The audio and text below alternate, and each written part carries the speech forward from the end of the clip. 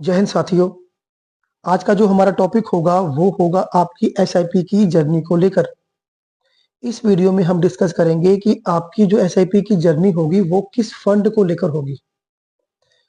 Video के बीच में हम कुछ फंड्स के एग्जाम्पल भी लेंगे, मगर ये जो वीडियो होगी किसी भी तरह से किसी भी फंड के प्रमोशन को लेकर नहीं होगा। तो चलिए वीडियो की शुरुआत करते हैं। नमस्कार, मेरा नाम है हरीश शंकर जॉय और वीडियो में मैं सबसे पहले ये कहूँगा, do not love your mutual fund. थोड़ा सा सुनने में अजीब लगेगा कि हमने एसआईपी करनी है लेकिन अपने म्यूचुअल फंड से प्यार नहीं करना। रीजन क्या है समझिए। मैंने अपनी एसआईपी की जर्नी शुरू करी। आज मेरी उम्र 25 साल है और मैंने एक छोटी सी एसआईपी अपनी मान के चलिए कि 5,000 रुपए की मैंने अपनी एसआईपी शुरू करी।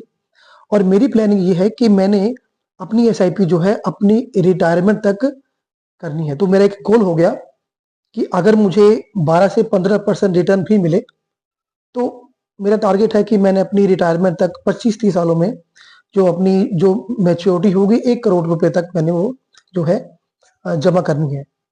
अब इस टारगेट को लेकर कभी भी मैंने ये गलती नहीं करनी कि जिस म्यूचुअल फंड को लेकर मैंने अपनी एसआईपी की जर्नी स्टार्ट करी है, जरूरी नहीं कि मैच्योरिटी तक मैं उसी म्यूचुअल फंड में बना रहूंगा।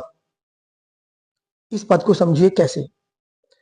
मैंने जब अपनी एसआईपी जर्नी शुरू करी, उसमें क्या होगा कि मैंने अपने डिस्ट्रीब्यूटर से बात करी, उसको अपना जो भी मेरी रिक्वायरमेंट है, मेरा जो पोर्टफोलियो है, मैंने जो प्लानिंग करी थी कि मुझे मैच्योरिटी तक कितनी अमाउंट चाहिए होगी, वो सब मैंने अपना डिस्ट्रीब्यूटर से डिस्कस करा और उसको लेके मेरे डिस्ट्रीब्यूटर ने मेरा एक पोर्टफोलियो बनाया।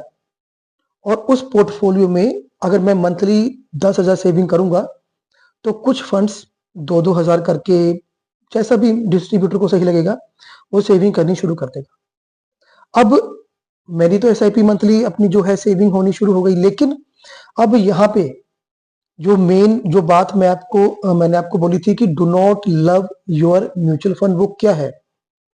अब ये आपके डिस्ट्रीब्यूटर के ऊपर होगा।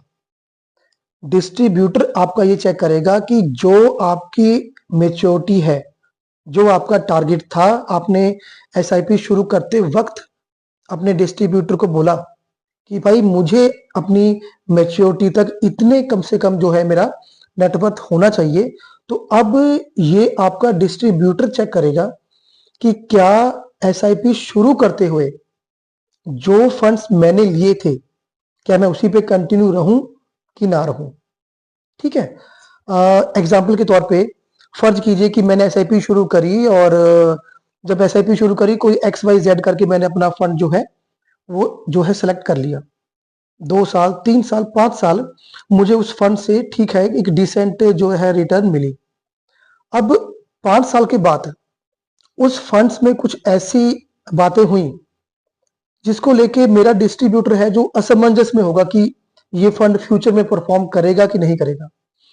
तो यहाँ पे आपका डिस्ट्रीब्यूटर आपके उस फंड को स्विचिंग भी कर सकता है, यानी कि वो XYZ फंड से ABC फंड में भी जा सकता है। तभी मैंने आपको बोला कि एसआईपी की जर्नी में do not love your mutual fund. भाई हमको पैसे से मतलब है, हमको फंड से मतलब नहीं है। जब हमने अपनी एसआईपी की जर्नी शुरू करी तो हमारा टारगेट ये था कि 12 से 15 या जो भी मैक्सिमम रिटर्न हमको मिलेगी वो हमको लेनी है। उसमें हमने ये डिसाइड नहीं करा था कि हमने मैच्योरिटी तक उसी फंड में बने रहना है।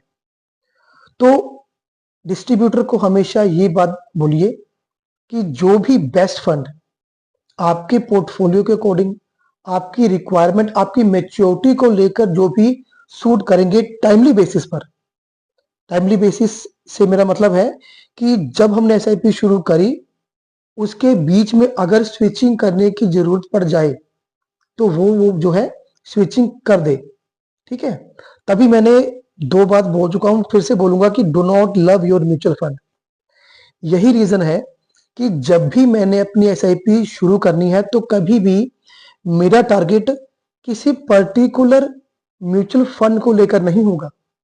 जो मेरा टारगेट होगा वो होगा अपनी रिटर्न को लेकर, कि मुझे 15%, 12%, 18%, 20% जितनी भी रिटर्न है वो मुझे मिल रही है कि नहीं मिल रही, और अगर नहीं मिल रही तो अपने डिस्ट्रीब्यूटर से बात कीजिए, वो आपके फंड को स्विच कर देगा। वैसे तो ये डिस्ट्रीब्यूटर टाइमली बेसिस पे अपने इन्वेस्टर्स का जो फंड है वो चेक करते रहते हैं, और आपके बगैर कहे ही वो आपको कॉल कर देगा कि सर आपकी मैच्योरिटी के लिए अब ये फंड सूटेबल रहेगा, तो हम इसको स्विच कर रहे हैं। इसलिए कभी भी म्यूचुअल फंड को लेकर किसी पर्टिकुलर म्यूचुअल फंड से प्यार नहीं करना। हमने प्यार करना है पैसे से। पैसा मतलब रिटर्न। तो यही हमने डिस्कस करना था कि जो भी हमारा टारगेट है हमने उसकी तरफ कंटिन्यू करना है, उसकी तरफ जो है कॉन्सेंट्रेट करना है, ना कि किसी पर्टिकुलर म्यूचुअल फंड को लेकर। आज के लिए इतना ही। धन्यवाद। जय हिंद।